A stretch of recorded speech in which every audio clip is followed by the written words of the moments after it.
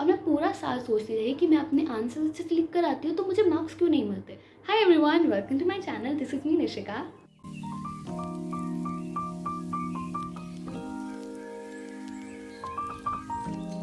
In this video, we are going to talk about all the do's and don'ts before you enter your grade 12. And yeah, no gatekeeping because girls don't gatekeep.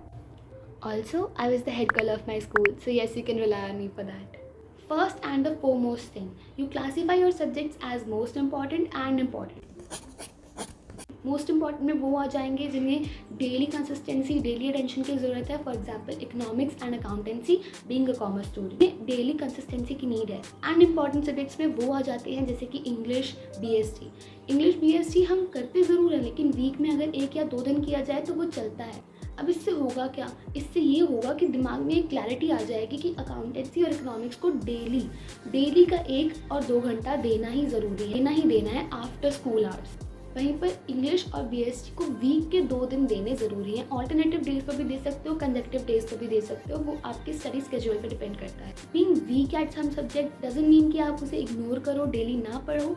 अगर आपसे नहीं पढ़ा जा रहा तो आप Feynman technique use कर सकते हो, पोमोडोरो टेक्निक यूज़ कर सकते हो, कुछ भी यूज़ कर सकते हो, लेकिन उसे पढ़ना बहुत ज़रूरी है कि कंसिस्टेंसी ही होती है जो एंड में आपको पाइल अप करने से बचाएगी। सबसे बड़ा डोंट यहाँ पर ये है कि इंग्लिश को स्टार्टिंग से निगलेक्ट मत करो। मुझे मेरे बोर्ड्स के टाइम पे पता लगा कि जो इंग्लिश की आंसर की होती है उसके अंदर जो कीवर्ड्स लिखे होते हैं उस बेसिस पर लिटरेचर सेक्शन में मार्क्स मिलते हैं।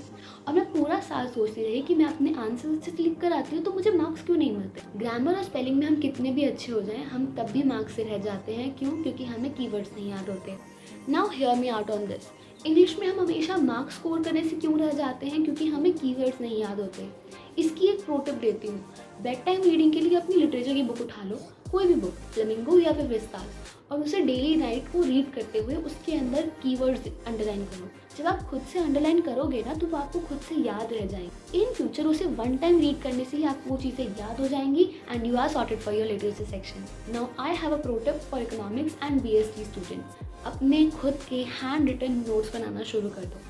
आई नो आजकल टाइम है अकेडमीज़ का, सब जगह से हमें नोट्स खुद से मिल जाते हैं, लेकिन जब आप खुद से चैप्टर रीडिंग करते हो और उसके नोट्स बनाते हो तो आपका ब्रेन वो चीज़ें ग्रैब कर लेता है और यही चीज़ें आपके ब्रेन में इन चंक्स से सही याद रह जाती हैं, जिस वजह से 1 टाइम रीडिंग से 1 टाइम रिविजन से ही आपको वो चीज़ें याद आ जाती हैं।